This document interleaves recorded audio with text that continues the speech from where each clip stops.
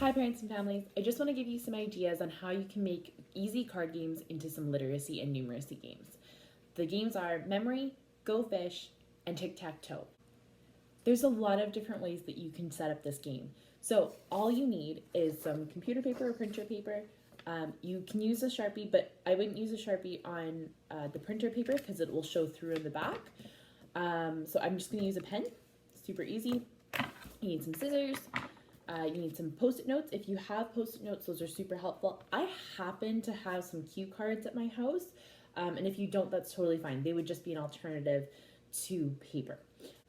So the very first thing is I would do it with cue cards. So we're going to play Memory first. So the very first thing you need for Memory is you need to have pairs. So if you've played Memory with cards before, you know that you're going to lay out your whole deck of cards and you're going to lay them out face down so that you can't see what's behind the cards. So what I need to do is I need to create pairs of things that my child is going to look for.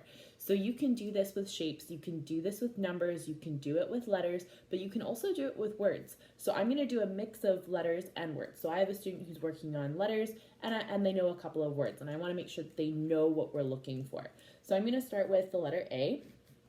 So just super easy. I'm going to draw the letter A on one of my cards, but I'm also going to draw a matching letter A on another card so that I end up with a pair of A's. He also knows the letter R, so I'm going to write the letter R. And again, I'm going to do it in capital because that's the letter that he knows is capital R.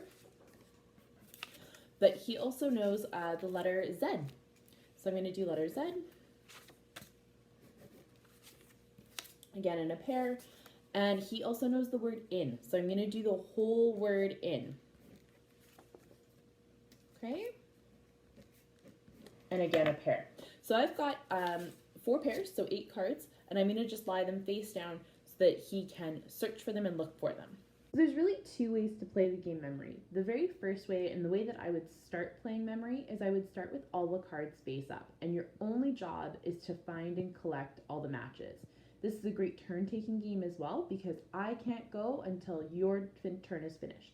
You can't have a second turn until my turn is finished, and there's a little bit of weight and turn-taking in that process. The second way to play, and the way more fun way to play, is if the cards are face down. So you can't see what's on the cards. And so everybody's going to take a turn flipping a card and reading what's on the card. So you're going to have your child read the word in. And it's a word they know, so they should be able to do it. And I want them to actually look at it, say it, and leave it face up so everybody can see it. Then they're going to take a turn to turn the next card over. And they're going to see it, say it, look at it. So this is the letter A. They don't match, so I'm going to turn them back over. Oops. And now it's the next person's turn. The second game that I want to show you is Go Fish. So all I'm going to do for Go Fish, I can use my cue cards if I have them and if I want them, but I'm going to use paper this time to show you what I mean by using paper to create the cards. So all I did is I took a full sheet of printer paper and I just cut off strips of it. And I've gotten strips and I've cut those strips in half so I get cards. So I'm just going to cut one more strip so that I have another pair. Do I care if they're perfect? Absolutely not, because this is just for right now and just as we're kind of making life happen, right? So now I've got 4 cards. You can play this with up to 8 cards. You could play with a full deck of cards if you want to practice with numbers, but I'm going to use words and letters again. So I'm going to write my the words that my child knows. So again, I'm going to write in, and I'm not going to write it in the middle again. I'm going to write it just in the top corner, and maybe I'm going to write it large towards the middle. But it's because when you go to hold your cards together, you're not going to see the whole thing, right? So if you're holding your cards properly, you're not going to see everything. You want to make sure that there's something in the corner there for them. I'm going to write my pair. So again, we've got to find that match, right? We want to make sure that in and in, they go together, they're a pair. The other word I'm going to write today is go. That's another good one that my favorite student knows. So I'm going to write go on my pair. So now I have a pair, and now I can play Go Fish. So far I've shown you 2 games where you're looking at words and you're seeing the words and you're saying the words. This last game, Tic Tac Toe, is one where kids are going to get some practice actually writing the words. Tic-tac-toe is really easy. So you set it up just like you would normally play tic-tac-toe.